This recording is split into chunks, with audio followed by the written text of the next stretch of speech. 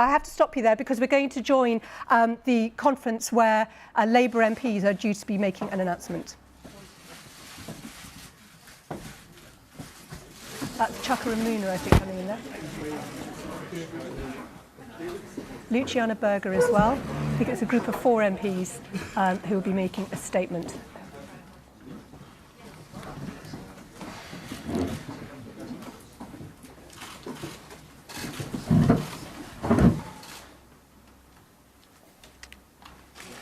We think it's 6 MPs in the room.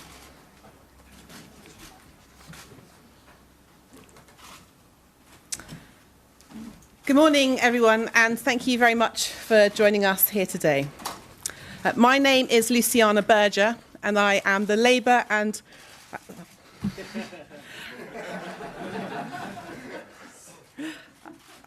I am the Member of Parliament for Liverpool Wavertree. This morning, we have all now resigned from the Labour Party. This has been a very difficult, painful, but necessary decision. We represent different parts of the country. We are of different backgrounds. We were born of different generations, but we all share the same values. From today, we will all sit in Parliament as a new independent group of MPs.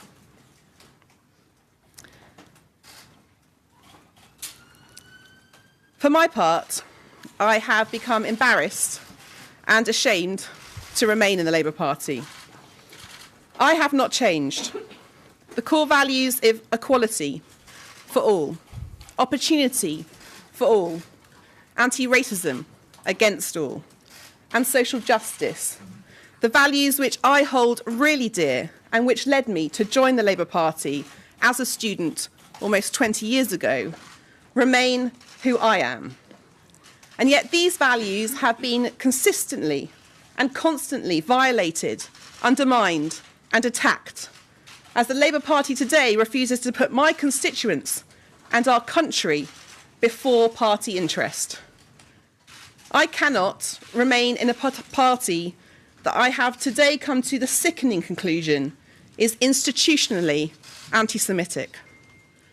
It was nearly a year ago that we saw the unprecedented event of a minority community, the Jewish community, taking to Parliament Square to demonstrate against the Labour Party, to say enough is enough. And yet since then, despite a mountain of evidence, we have only seen the situation of racism against Jewish people get worse. The leadership has willfully and repeatedly failed to address hatred against Jewish people within its ranks. And it is for these reasons and many more that I have made this decision today. I am leaving behind a culture of bullying, bigotry, and intimidation. I look forward to a future serving with colleagues who respect each other and who are committed to working together for our great country. We will publish a full statement setting out our position shortly, copies of which will be available at the end of this morning's event and on our website. My colleagues, who I'm also proud to call my friends, will now set out the reasons why they have each come to this decision, the principles and values by which we are guided, and how we intend to operate going forward as a new independent group of MPs. We will, of course, take your questions after everyone has spoken. Thank you.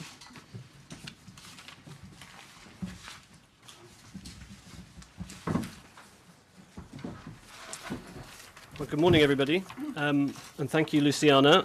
My name is Chris Leslie. I'm the Member of Parliament for Nottingham East. This has not been an easy decision for any of us. We've all been Labour members of Parliament for very many years, in my case, more than 3 decades. But the Labour Party we joined, that we campaigned for and believed in, is no longer today's Labour Party.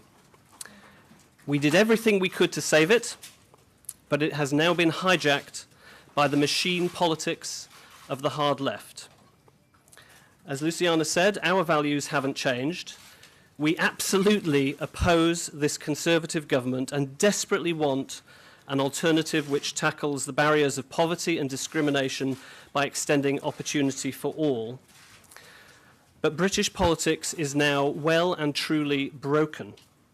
And in all conscience, we can no longer knock on doors and support a government led by Jeremy Corbyn or the team around him. Why? Well, for a start, the evidence of Labour's betrayal on Europe is now visible for all to see, offering to actually enable this government's Brexit, constantly holding back from allowing the public a final say.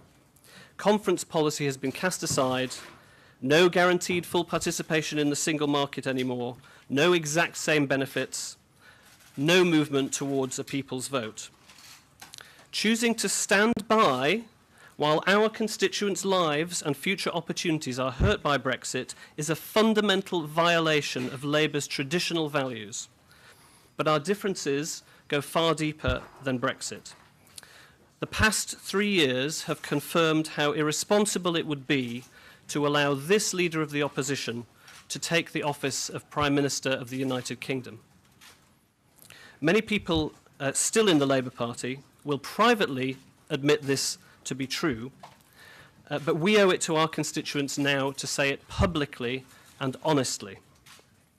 The pursuit of policies that would threaten our national security through hostility to NATO, the refusal to act when needed to help those facing humanitarian distress, preferring to believe states hostile to our country rather than believing our police and security services, these are all rooted in the Labour leadership's obsession with a narrow, outdated ideology.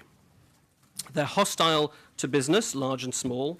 They make impossible promises which everybody knows in their hearts couldn't be kept without putting the economy at risk. And they constantly pit one part of society against another, because to them the world divides between oppressor and oppressed, class enemies, when in truth the modern world is more complicated than this. And then, as Luciana was saying, there is an appalling culture. Intolerance, closing down of debate, abuse and hatred online, as you're seeing this morning, and offline in party meetings, and anti-Semitism. So we have no choice but to say collectively, enough is enough. There has to be a better way forward, and there can be a better way forward. Thank you. Angela.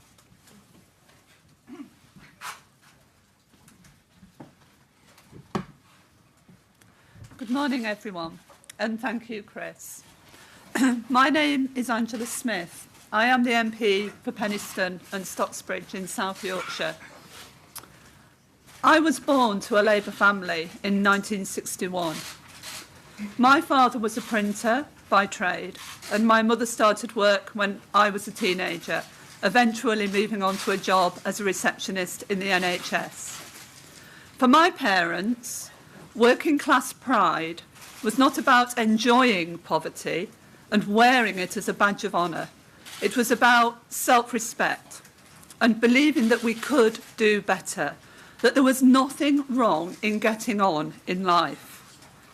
In 1966, when many other 5-year-olds rooted for England in the World Cup, I had my first experience of political identity when my mother told me there was a different competition going on and that we supported a man called Harold Wilson. My family believed that Labour represented their interests and their values at Westminster. Underpinning that belief was a sense that Labour would help those who faced discrimination and barriers when it came to bringing out the best in themselves. Let me tell a brief personal story to illustrate the point. I went to a village primary and was recommended by my teachers for the top stream at our newly formed local comp. It was 1972. Imagine then my parents' dismay when I was placed in the secondary stream. My mother was encouraged to complain to the head teacher, who could not deny that decisions on the limited places available in the top tier had been based partly on where we came from. we lived in a council house. After one term at my new school, I was advanced to the A stream, but unfortunately, the damage was done. I doubted my academic ability and it hindered progress. It was only when I became an adult that I started to believe in myself, and at 29 graduated from Nottingham University with a good first degree. That process was long and difficult and entrenched my belief that nobody should be judged by where they come from. Nobody should have to work 2, 3, 4 times as hard to develop his or her talents and abilities.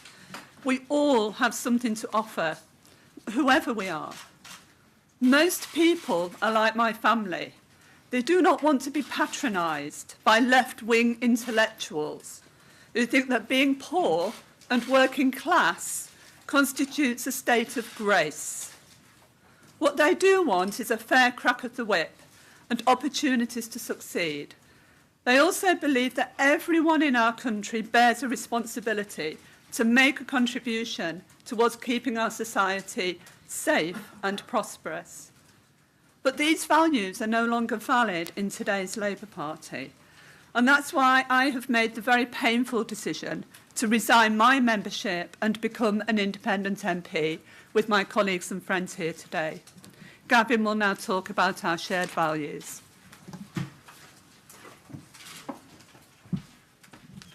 Thank you, Angela. My name is Gavin Shuker, and I'm, since 2010, been the Member of Parliament for Luton South. This is my first and only job in politics. Representing my hometown is a great honour, and I stepped up to do it because for me, serving your community in that way is public service. We're leaving the Labour Party, not only because of what it's become, but because, like millions of others, we find that our values no longer find expression in today's broken politics. We believe ours is a great country. Perhaps more importantly, so do the vast majority of the British people. We believe that our first duty is to do what it takes to keep people safe. We don't think every problem in the world is created by the West. In fact, we're proud of our values, home and abroad. We want to work with other countries around the world to tackle our shared challenges, not turn our face against them. We believe that a strong economy delivers the best public services and that government is the custodian of money that others have worked hard to earn. We back well-regulated business, but in return we expect them to provide decent, secure and well-paying jobs. We believe in the innate creativity of individuals. People are powerful and they're capable of taking responsibility in their own lives. They should. And government should work to remove the barriers of poverty, prejudice and discrimination that hold all too many back.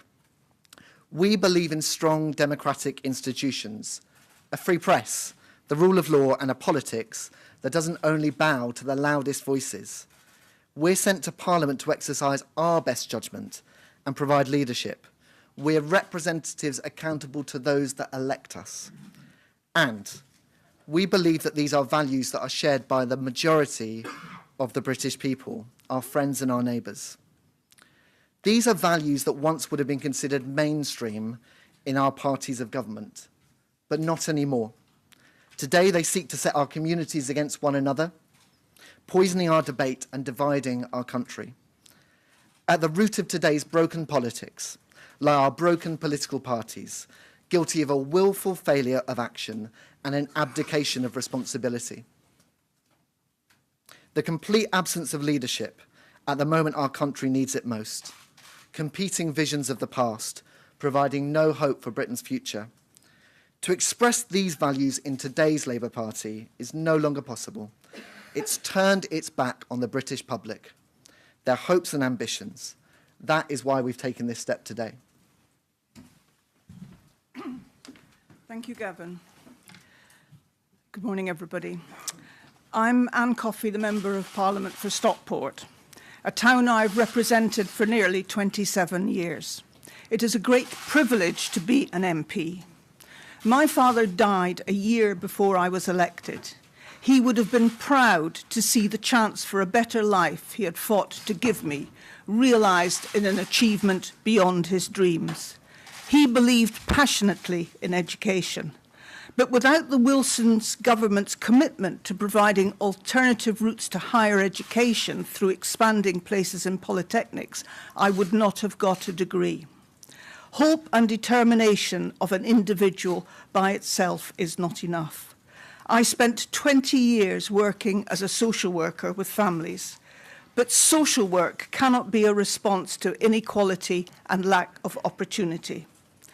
I joined the Labour Party 41 years ago to elect governments that understood that real opportunity for families only comes when the right policies are in place. I am proud of the achievements of the last Labour government. I thought I would be in the Labour Party for the rest of my life. But political parties are not an end in themselves in a parliamentary democracy. The Labour Party has lost sight of this. It is no longer a broad church. Any criticism of the leadership is responded to with abuse and accusations of treachery. Anti-Semitism is rife and tolerated. The current leadership have been very successful at changing this party beyond recognition, and in doing so is failing the people who have supported the Labour Party all their lives and who I joined to help. Loyalty cannot be an end in itself, so I leave the party with great sadness, but in hope that we as an independent group can start to change a political system in which people feel they have no voice. I remain totally committed to continuing to serve my constituents. Our values haven't changed, my values haven't changed.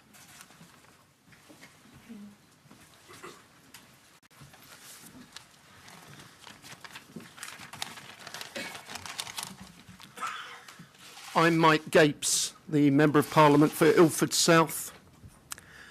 I've always considered myself Labour to my core. I grew up in a working class family in a council house in Chigwell, Essex.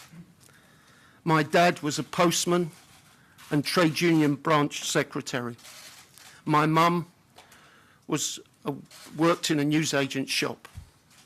My parents, my education at Buckhurst Hill County High School, a year I spent as a voluntary service overseas teacher in Swaziland before I went to Cambridge University, all taught me the importance of fighting racism, poverty and injustice. I joined the Labour Party more than 50 years ago in 1968.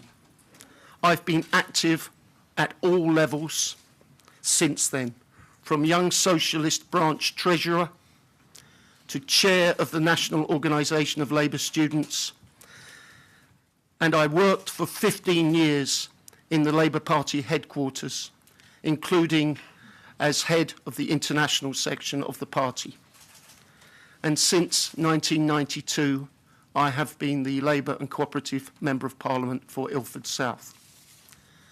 I am sickened that the Labour Party is now a racist, anti-Semitic party. I'm furious that the Labour leadership is complicit in facilitating Brexit, which will cause great economic, social and political damage to our country.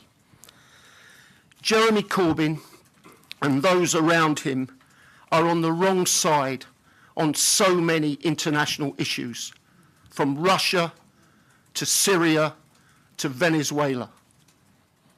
A Corbyn Labour government would threaten our national security and international alliances. Now, this is personally very difficult for me. I've got lots of very good friends locally, nationally and internationally through the Labour Party. But I must be true to myself and my values. It's been a great privilege and honour to serve my fantastic constituents in Ilford South for 27 years, and I intend to continue to represent them as a member of the new independent group.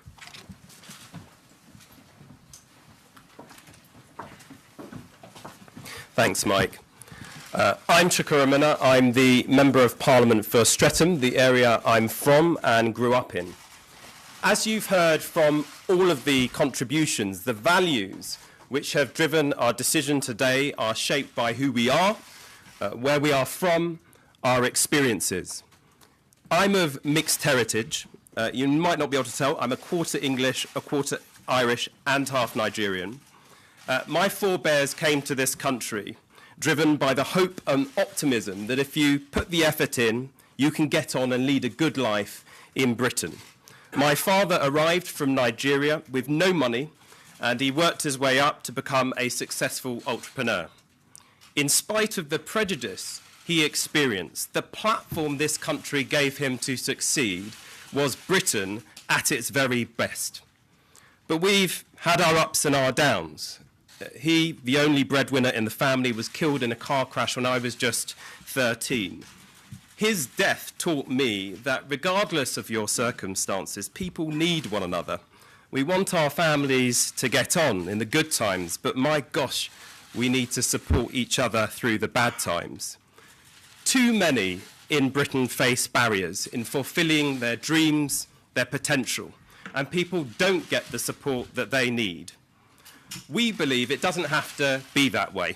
Fundamental change is needed.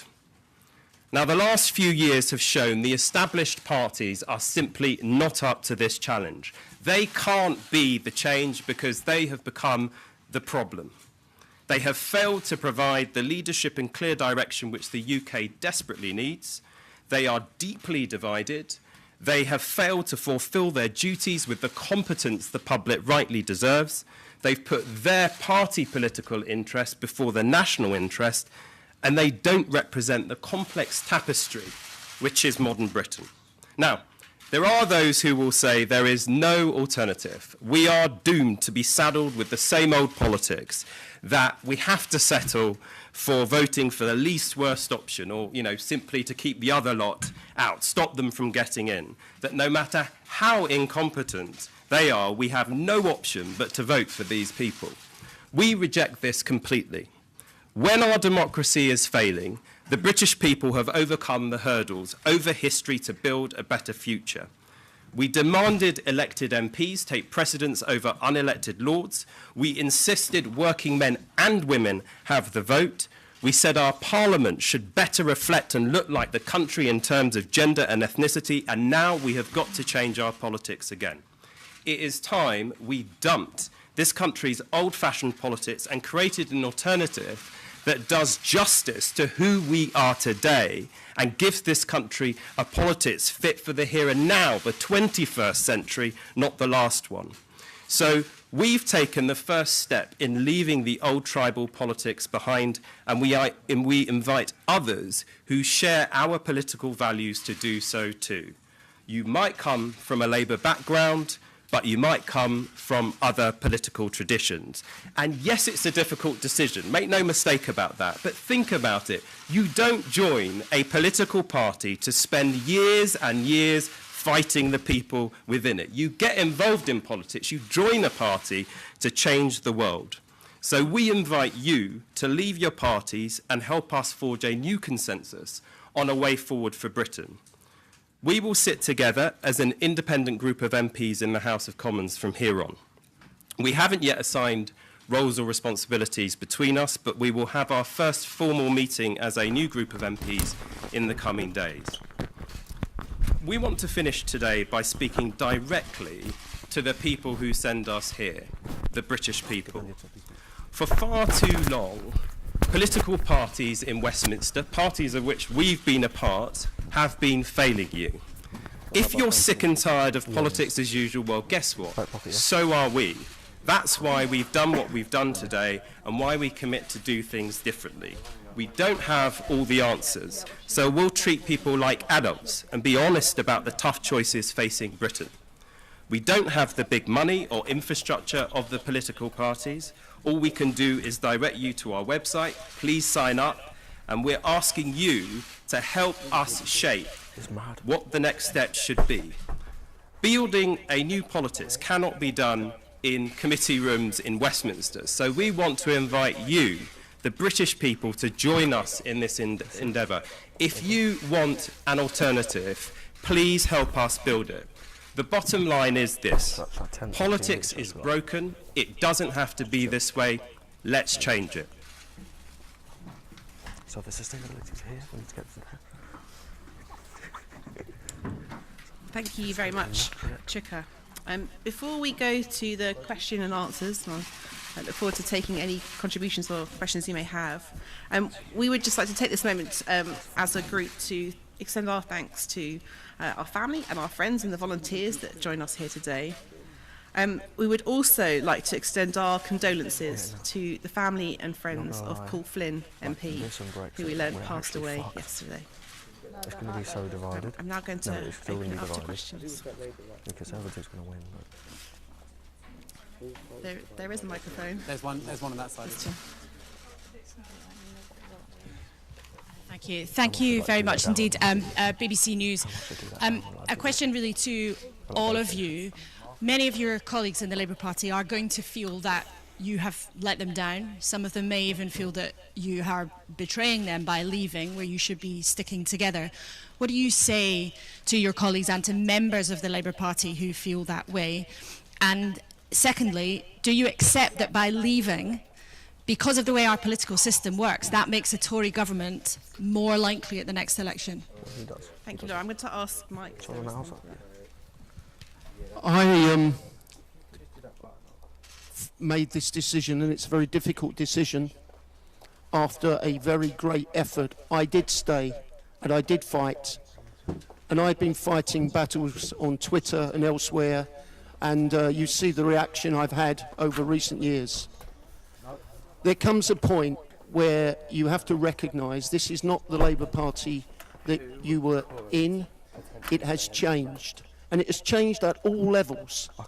The leader, the General Secretary, the National Executive Committee, the National Constitutional Committee, and the regional organising staff they are now appointed.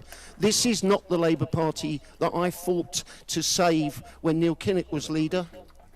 It isn't the Labour Party that I fought against Trotskyists in student politics. This is the Labour Party which has changed beyond recognition. And you have to make a decision. It's not just the politics, it is whether you can feel a moral integrity to go along with things that you can no longer justify or accept. And I've come to my own breaking point. I cannot do that any longer. Thank you. To address the second part of your question, Laura, we don't think that any of the major political parties are fit for power. And in fact, we also believe that parties do not own voters. And people up and down the country are saying to us now that they feel politically homeless. We're getting this every day. We get it in our emails, when we knock on the doors. It's happening all the time. People feel politically homeless, and they are asking and begging for an alternative. This is why we believe our politics is broken, and that something has to be done to build back a politics that people believe in. And we cannot be complicit in a political system which is broken and which is failing to put the country first and put people first. I don't think we do that. Paul Brand from ITV News. Two questions. Firstly, 7 MPs might be enough for a dinner party, but not necessarily enough for a significant political party. How many others have suggested to you that they might be willing to join you? And is this designed to be a new movement? And secondly, instinctively, how do you think you are likely to vote in Parliament? Could you potentially vote with the Conservative Party on a case-by-case basis? And would you be willing to vote for the withdrawal agreement if it prevented no deal? I mean, let me just pick up on the first point. Everyone's had a crack at the story, the Da Vinci Code of how many and who and what's happened. And there's a really obvious reason for that. Look, we're politicians and also human beings. We have conversations with each other all the time. And you will know from your reporting that if you talk to colleagues that aren't here today, their assessment of the situation in the Labour Party is remarkably similar to us.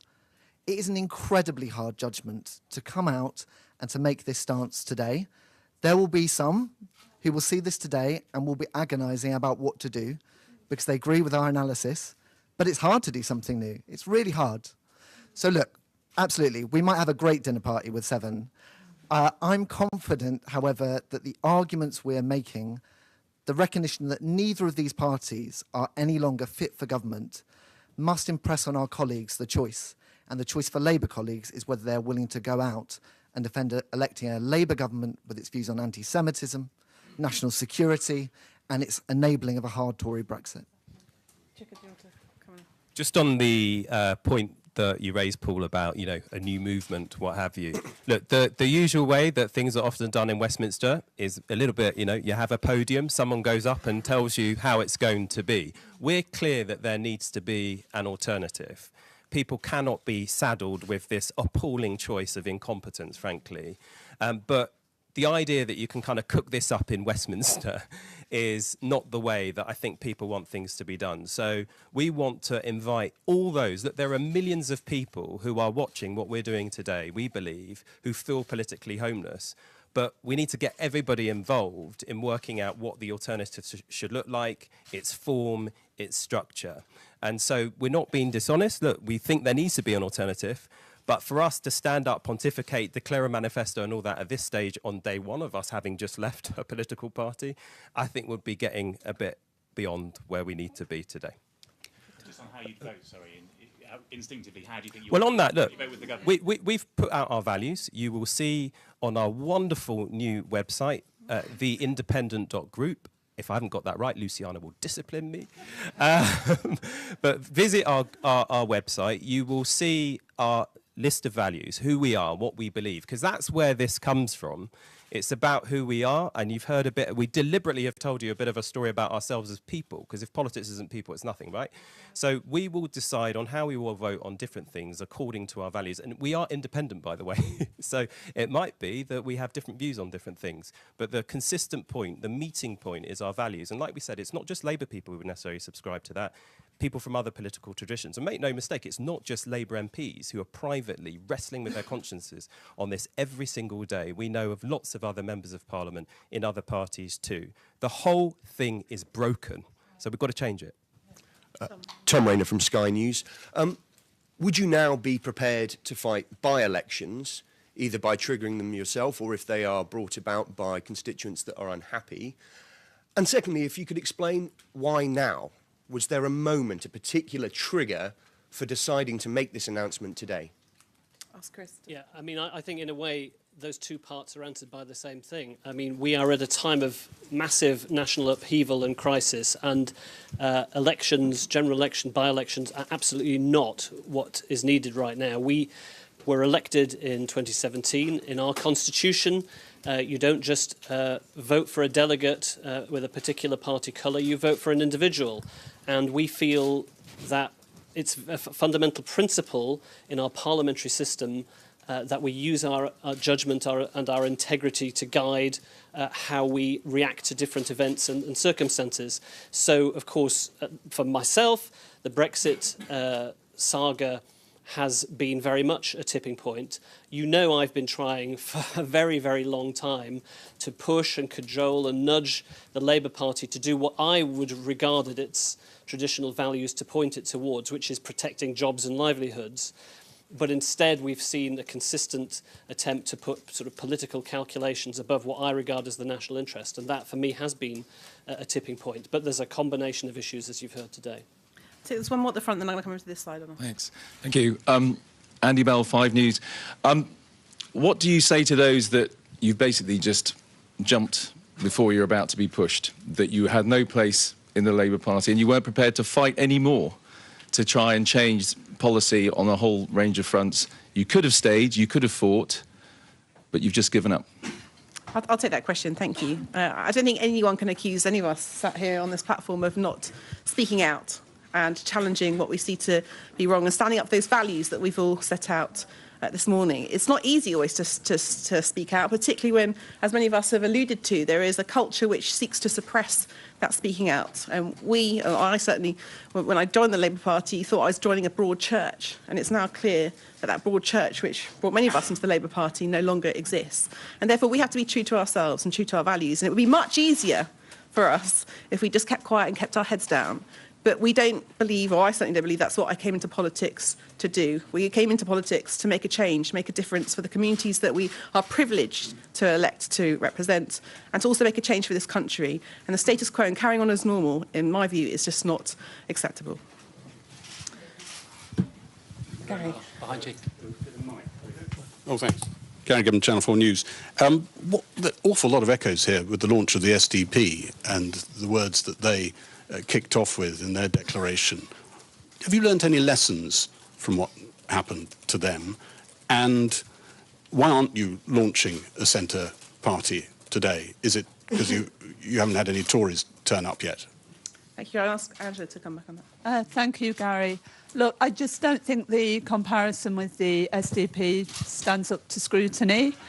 This is it's a different century, and the challenges that the country faces are on a scale that I don't think we've seen at any other time in the post-war period. I said earlier that voters feel politically homeless, but they also feel very badly let down by the main political parties, all the political parties, and they do not feel adequately represented at Westminster. The feeling out there, I think, is that the Labour Party has clearly shifted to the hard left, but equally, we now see the Tory party lurching to the hard right, and the Lib Dems lost the trust of voters years ago, as we all know. So we're now in a position where I think we feel a responsibility to break away from all of that and to play our part in rebuilding trust in politics by building a movement around our values so that we can create the change to build a better future. Now, in terms of not starting as a new party, I think that what we want to do is sit as a group of independent MPs and make the appeal to the people, as Chuka did earlier, to give people out there the chance to tell us what they want to see in a new, sensible, centre-ground political movement. It's not for us to determine what that party or what any future political movement should look like. We want to hear what people have got to say. Thank you. Theo. Is it the case that your group has something of a shelf life to the next election? Because apart from you, Angela, you're all sitting on quite large Labour majorities. So do you feel the pressure of time to make your point in the next coming months, perhaps until 2022? And would you coordinate with the Liberal Democrats? And thirdly, have you got a leader? And if so, who's it going to be? Okay, so as Chuka set out earlier on, we're going to have our first formal meeting as an independent group of MPs in a few days' time, and that's the point where we'll start talking together about assigning Well, we will return to that question and answer session involving the independent group. The 7 Labour MPs, now independent MPs. Let's